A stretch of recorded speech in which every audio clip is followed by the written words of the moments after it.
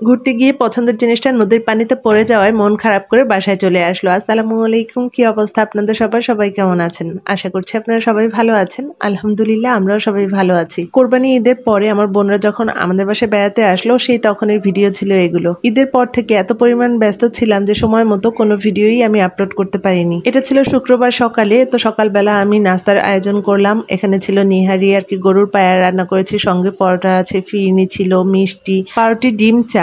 যে যা খায় খাবে সব টেবিলে রেখে দিয়ে তারপরে সবাইকে ডাকলাম, সবাই একসঙ্গে নাস্তা করলো। আর এরপরে দুপুরের খাওয়া দাওয়ার আয়োজনটা খুব দ্রুত সারতে হলো, কারণ আজকে আমার ছোট বোন আবার চলে যাবে।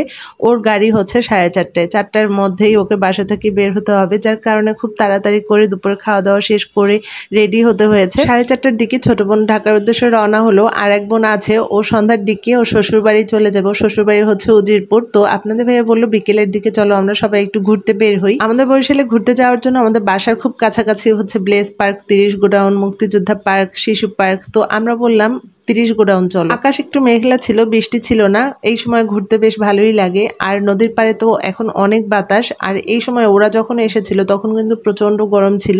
তো এই নদীর পাড়ে আমরা সবাই চলে আসলাম। যেহেতু শুক্রবার সবাই ঘুরতে বের হয়েছে, আর 30 গোডাউন শুক্রবার একটু ভিড় হয় বেশি। আর এখানে আসার পরে বাচ্চারা নৌকায় ঘুরতে চাইলো। আপনাদের ভাই আবার নৌকায় ঘুরতে ভয় পায়। সঙ্গে যেহেতু বাচ্চারা আছে তাই নৌকা আর নিলাম না, আমরা একটা ট্রলার রিজার্ভ করলাম। ট্রলারে ওঠার আগে আপনাদের ভাইয়া রুবেল ভাই সিঙ্গারা, তারপরে পাপড়, চানাচুর, পানি এগুলো নিয়ে আসলো। আর এগুলো আমরা ট্রলারে বসে খেলাম। নদীর পাড়ে এই ধরনের স্ট্রিট ফুড গুলো বেশ ভালোই লাগে। নৌকায় উঠলে অনেক সময় ঘোরা যায়, আর ট্রলারে তো ওঠার সঙ্গে সঙ্গে দেখা যায় যে সময় কিভাবে কেটে গেছে, অনেক তাড়াতাড়ি চলে। আর দেখেন আকাশটা কি সুন্দর নীল, খুব ভালো লাগছিল। ট্রলারে ওঠার পর আমরা সবাই মিলে ছবি তুললাম। আর এইদিকে আমার ছোট ছেলে দুষ্টুমি করতে করতে তার পছন্দের ঘড়িটা নদীর পানিতে পড়ে গেছে। ঘুরতে এসে তার পছন্দের ঘড়িটা নদীর পানিতে পড়ে গেল। সবাই মিলে একসঙ্গে কিছু সময় কাটালাম, বেশ ভালোই লাগলো। আবার বাসায় যাওয়ার কিছুক্ষণ পরই ওরা রওনা হবে, এটা ভাবতেই মনটা খারাপ হয়ে যায়। বৃহস্পতিবার দুপুরে ওরা আমাদের বাসায় এসেছে, ঘর ভর্তি মানুষ ছিল। আর এই যে শুক্রবার সন্ধ্যায় আবার সবাই চলে যাবে, বাসাটা একদম ফাঁকা হয়ে যাবে। আপনাদের ভাইয়া তো অনেক করে ওদেরকে বললো যেন আজকের দিনটা ওরা আমাদের বাসায় থেকে যায়, আগামী দিন সকালবেলা নাস্তা করে যেন রওনা হয়, কিন্তু ওদের আজকেই যেতে হবে। ঈদ কোরবানিতে ওরা শ্বশুরবাড়িতে আসে। আমি বললাম যে আমাদের এই জায়গায় আর কি বরিশালে আরো একদিন বেশি থাকলে কি হয়, কিন্তু ওইদিকে আত্মীয় স্বজন তো আছে, তাদেরকেও তো একটু সময় দিতে হয়। তারপরও প্রতিবারই ঢাকা যাওয়ার আগে আমার সঙ্গে যে একটু দেখা করতে আসে, এতেই আমি অনেক খুশি। ট্রলার থেকে নামার পর রুবেল ভাই আমাদের সবার জন্য আইসক্রিম কিনলো। ওইখানে দাঁড়িয়ে আমরা সবাই আইসক্রিম খেলাম। ঢাকা আড়ং থেকে ওরা সবসময় কেনাকাটা করে। আমাদের বরিশালে আড়ং একটা আউটলেট হয়েছে, এটা শোনার পরই ও বলল যে আড়ং থেকে একটু ঘুরে আসি। ভালোই লাগছিল, অনেকদিন পর দুই বোন একসঙ্গে রিক্সায় উঠলাম। আপনাদের ভাইয়া আর রুবেল ভাই সব বাচ্চাদেরকে নিয়ে বাসায় চলে গেল। আড়ংটা তো আমাদের বাসার খুব কাছাকাছি, বেশি একটু দূর না। আর শুক্রবার যে আড়ংটা বন্ধ থাকবে এটা আমাদের জানাই ছিল না। তো এখানে এসে দেখি আড়ংয়ের শোরুমটা বন্ধ। কি আর করা, আড়ংয়ের সামনে বেস্ট বাই আছে, ওইখান থেকে একটু ঘুরে আসলাম।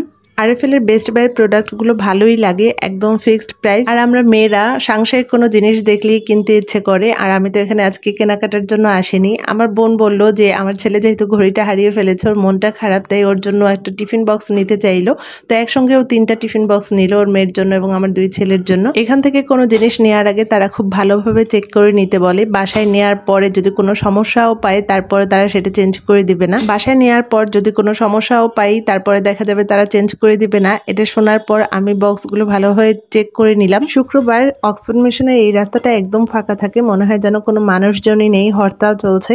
কিন্তু আমাদের বাসার ওই সাইড ব্লেস পার্ক, তারপর 30 গোডাউন, ওই দিকটা অনেক মানুষজন থাকে। সন্ধ্যা 7টা বাজে, এখনই মনে হয় যেন একদম অনেক রাত হয়ে গেছে। ঘরের গৃহিণী যদি বাইরে থাকে, মেহমানদের নাস্তা পানি কে দেবে বলেন? আমি আসার পরে তাদেরকে নাস্তা দিতে চাইলাম, কিন্তু অনেক রাত হয়ে গেছে। রুবেল ভাই তো তাড়াহুড়ো করছে যে তাড়াতাড়ি করে যেতে হবে। ওরা চলে যাওয়ার পর আমার ছেলেরা জাইয়ানকে নিয়ে রুশদার দিয়ে তারাবাতি নিয়ে খেলা করছিল। তো এই ছিল আমার আজকের ছোট্ট একটি ব্লগ। সবাই ভালো থাকবেন, খোদা হাফিজ।